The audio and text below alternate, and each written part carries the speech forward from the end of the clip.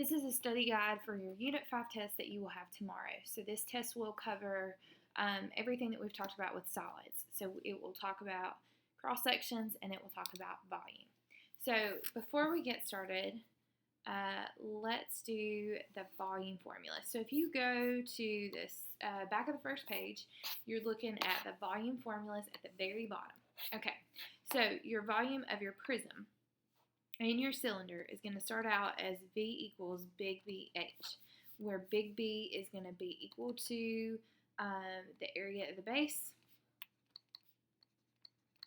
and H is the height. Okay, now your volume of your cylinder is the same as a prism, so its volume equals big BH. But this time you have to remember that big B is going to be an area of the base, which if it's a cylinder is going to be area of the circle. So you got to remember the area of the circle formula, which is pi r squared. And so that means that your volume for your cylinder is really pi r squared times h. And h is still your height.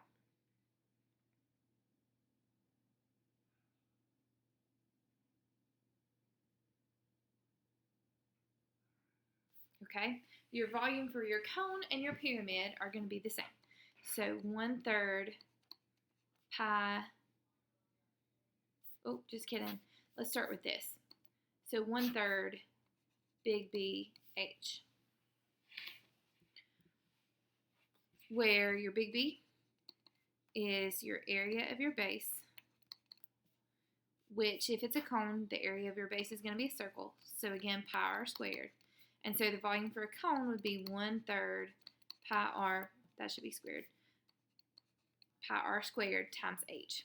Volume for your pyramid is going to be the same, 1/3 big BH, and big B is going to be the area of the base, and h is the height. And the last one is a sphere, and so 4/3 pi r cubed is your volume for your sphere. All right, so now let's go back to the first page and let's look at some examples of finding the volumes of solids. So on number 1, it says Jared has a cylindrical bottle that is 6 inches tall and has a 3-inch radius. How much taller must the bottle be in order to hold about 226 inches of water? All right, so first thing you're going to do is you're going to identify important things. So the first thing is it's a cylinder, and you're finding the volume of a cylinder. So you're going to say volume equals big BH, but your big B represents the area of your base, and you know that a base of a cylinder is going to be a circle. So this is really going to be pi r squared times h. Okay, so in your formula you need two numbers. You need a radius, which it tells you is 3, and you need a height, which it tells you is 6.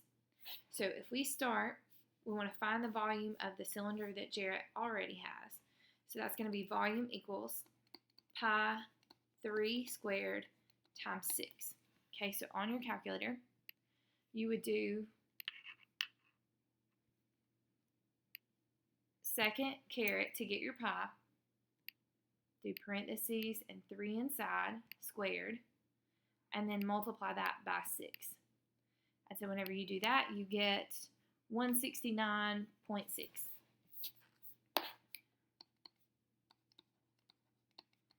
Okay, you want it to be 226.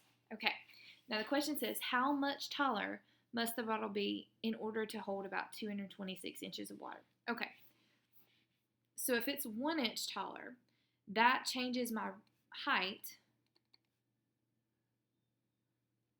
to 7.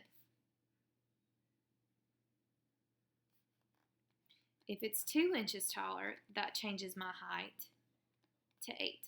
So that would be 6 plus 2. And if it's 3 inches taller, that changes my height to 9. So let's start with 7. So we're going to do the same formula.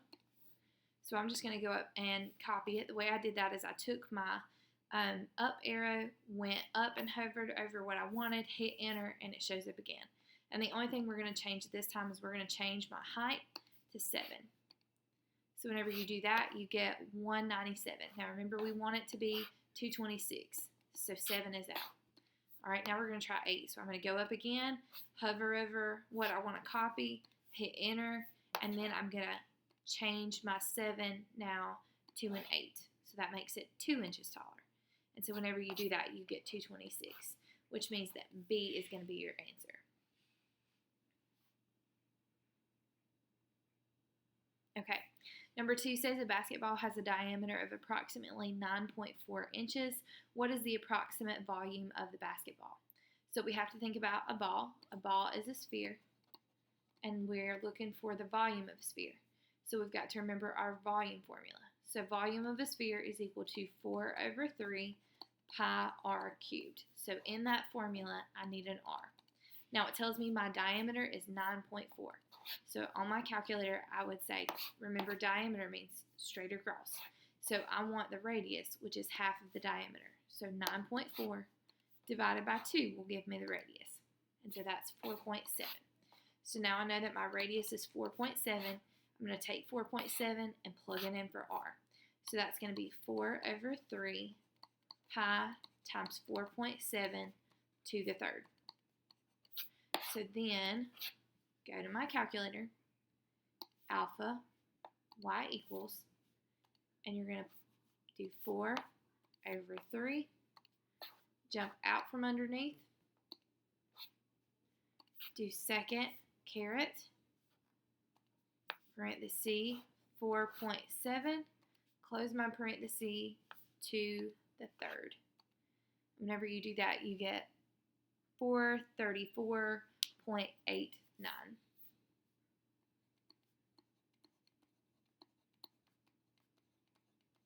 And that would be inches cubed.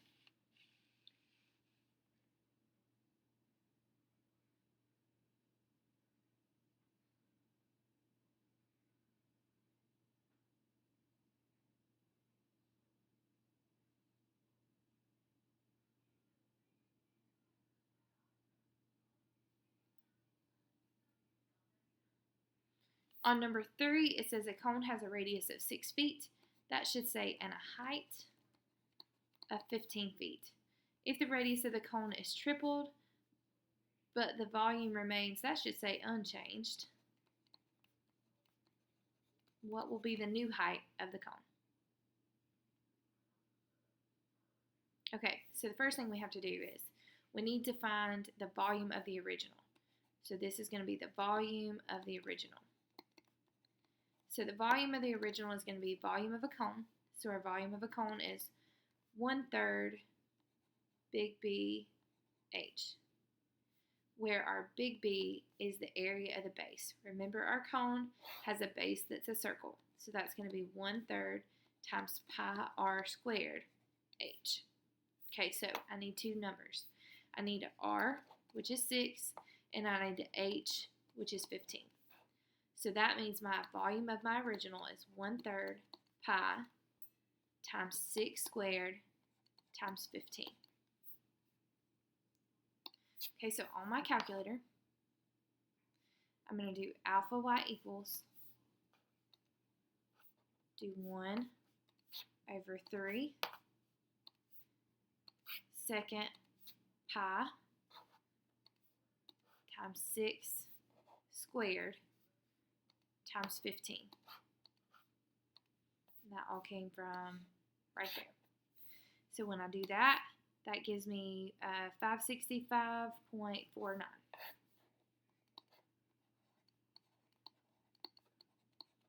Okay, so my volume of my new, it tells me that the radius of the cone is tripled. So now my radius is tripled. It was 6. Tripled means times 3, so now my radius is 18. The volume is going to stay the same. What will be the new height of the cone? Okay, so the volume of the new is going to stay the same.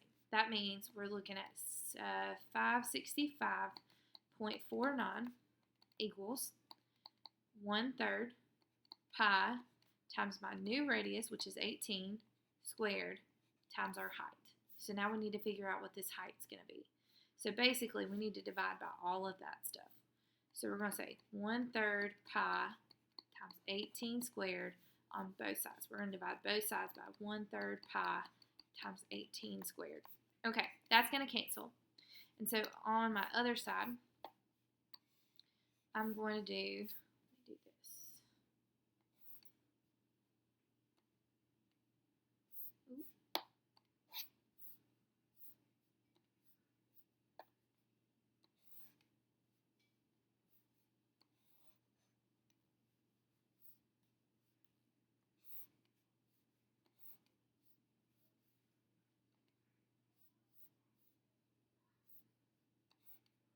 Okay, so I'm going to do 565.49, 565 let's do it as a fraction first.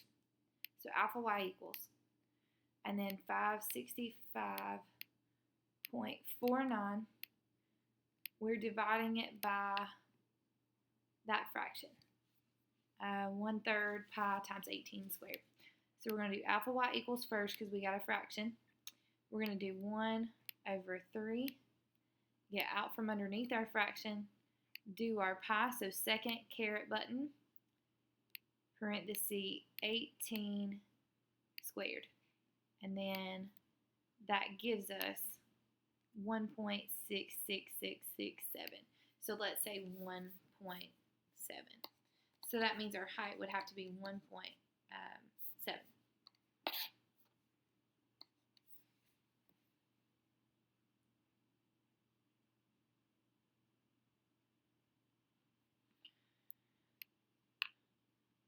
All right, number 4 says a truck hauled 145 cubic feet of dirt to a construction site. The dirt is dumped into a cone-shaped pile 8 feet in height. What is the approximate diameter of the pile of dirt in feet? Okay, so we know that we are dealing with a cone. We know we're dealing with the volume of a cone, so the volume formula for a cone is going to be 1/3 pi r squared times h. So remember, volumes of cones and pyramids are going to be the same. So 1/3 big B h, but I know that my cone has a base that's a circle, and so that's where the pi r squared comes from. Okay, so I need to know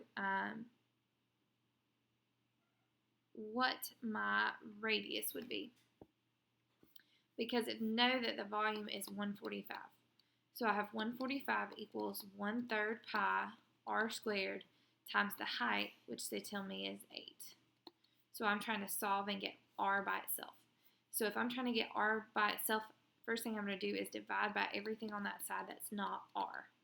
I've got to leave the squared because it's on the r, but everything else can go. So I'm going to divide both sides by 1/3 pi 8. So whenever you do that, the 1/3 cancels, the pi cancels, and the 8 cancels. And so whatever we get over here is going to be equal to r squared.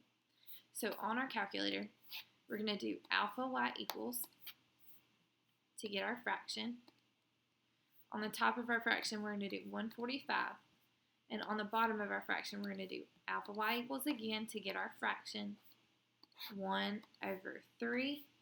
Jump out. Do second caret to get the pi. And then multiply it all by 8. And so whenever you do that, you get 17.3. So 17.3 is our radius squared. So if I want to get just the radius, I got to get rid of the squared, which means square root both sides.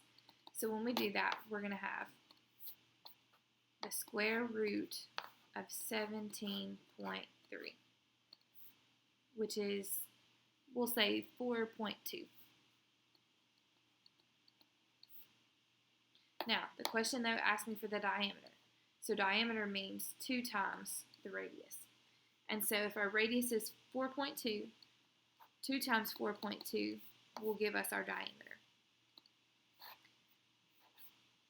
So 2 times 4.2.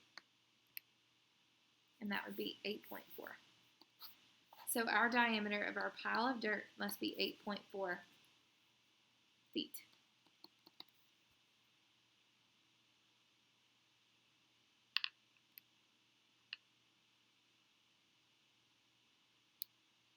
A company makes a square pyramid-shaped tents with a height of 7 feet and a base with a side length of 9 feet. The company plans to make new, larger tents by increasing the side length by 3 feet. how many cubic feet would this change increase the volume of the tent? Okay, so first we know that we're dealing with the volume of a pyramid. So the volume of a pyramid is going to be 1/3 big BH. So big B is going to be the area of our base. So let's start with the original. So we're going to do the volume of the original. And so we're going to do, we need to know what our base shape is. So if we go back to the beginning, question 5, it says it's a square pyramid.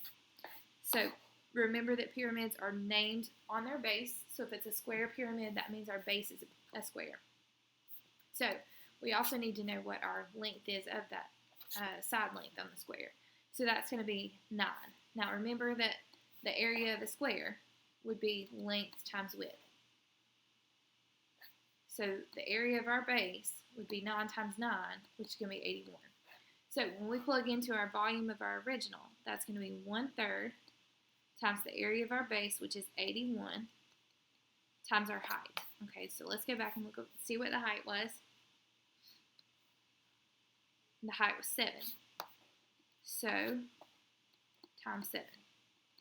So on our calculator, we're going to do alpha y equals to get our fraction. We're going to do 1/3, jump out, do 81 times 7. So whenever you do that, you get 189. Okay, now the new tents are going to increase the side length by 3 feet. So now our side length is going to go from, so this is going to be our side. Our side is going to go from 9 to 3 feet more, which is going to make it 12. So that's going to make our new big B 12 times 12, which is 144. So now our volume formula is going to look like 1/3 times 144 times 7. Just 7, not 17.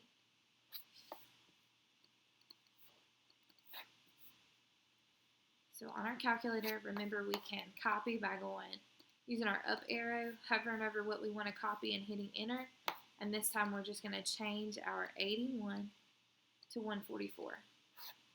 So I'm going to insert a number. I'm going to say 1, change that to a 4, delete, and then change that to a 4. Okay, so that's going to give me 336. So the question says, by how many cubic feet would this change increase the volume of the tent? So if my new is 336 and my old is 189, I just have to subtract them.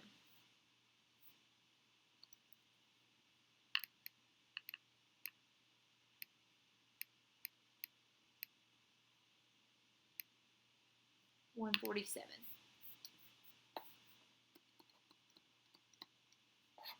So that would be 147 feet cubed. Okay, number 6 and number 7 talk about cross sections. So on number 6 it says a cylinder is intersected by a plane that is not parallel to the base and does not intersect the bases. What figure is formed by this intersection? So we know that we have a cylinder.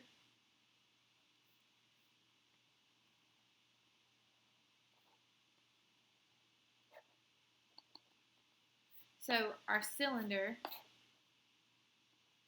is going to be intersected by a plane, which just means cut, that's not parallel, so not like this, and does not go through one of the bases. So that means it's going to be some kind of plane that cuts it like this. So remember, our cross section just means what is the shape that we would see if we were to cut this cylinder at a diagonal. And so that would be an ellipse. So basically, if we cut that off, what we would see is a shape that was similar to this.